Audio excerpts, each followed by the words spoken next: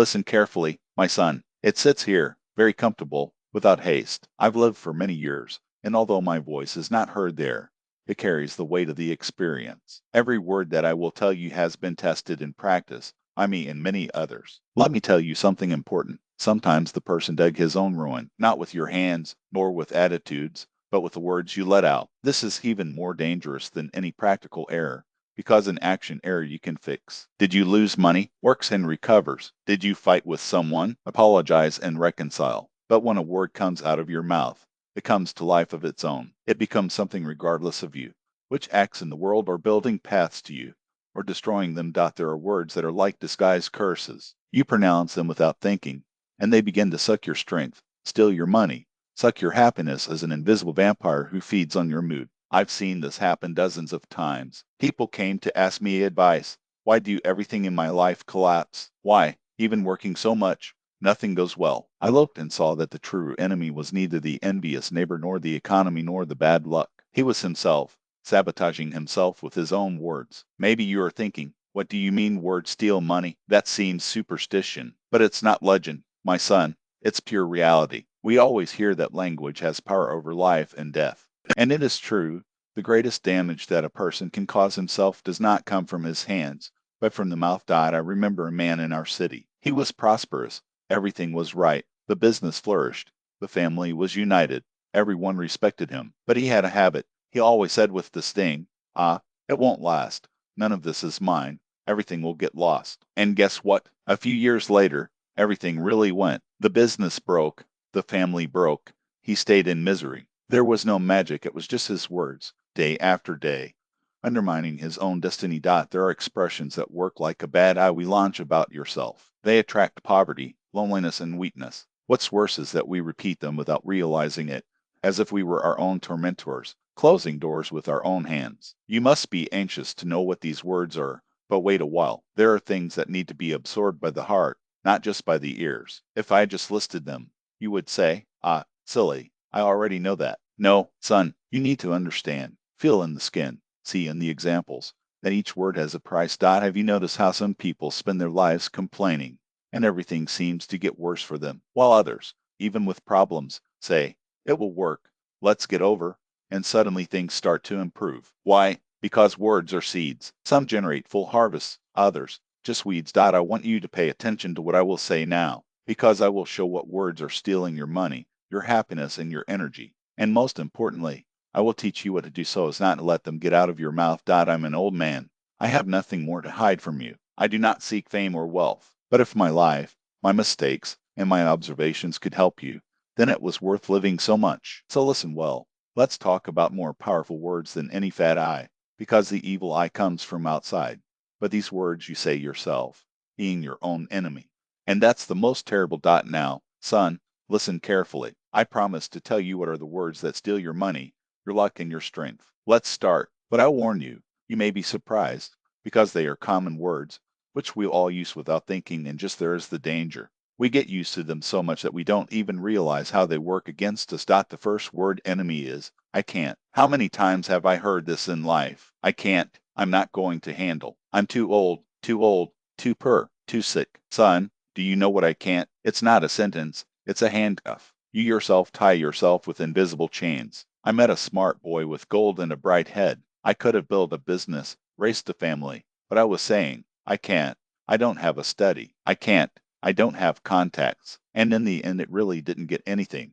Because who says I can't? Have given up before trying. There was a neighbor of mine, Avram, a man without a penny but stubborn. I never said I can't. He said, I'll try. And he tried, and fell, and lost everything. But he got up and repeated, I'll try it again. Do you know how it ended? In old age there was a store, a house, grandchildren around. Already that smart boy, who lived saying I can't, continued to be no one. Remember, I can't steal your strength even before you start. The second word enemy is, I don't have it. This is the most dangerous for your pocket. When you say, I have no money, I have no opportunities, I don't have health.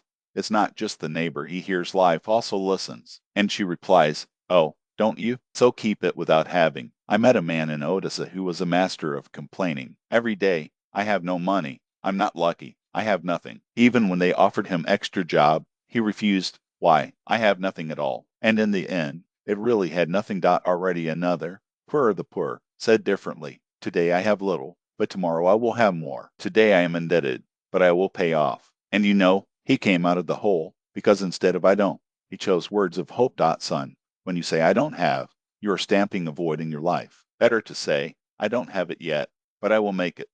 In this still a world of possibilities. The third word enemy is, I won't be lucky. How familiar this sounds, isn't it? People love to deprive themselves their luck even before they tried. I won't be lucky. I won't win. Nothing good ever happens to me. I'll tell you a story. When he was young, he liked to play chess at the fair. An old Jew always sat at the table and said, maybe I don't win, but I'll try, and often won.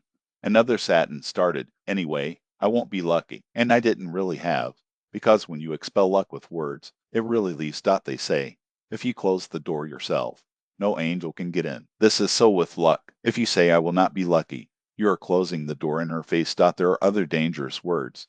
This is not for me, and you close for opportunities. Everyone is bad and is without friends. I am always unhappy, and signs a perpetual sentence for himself.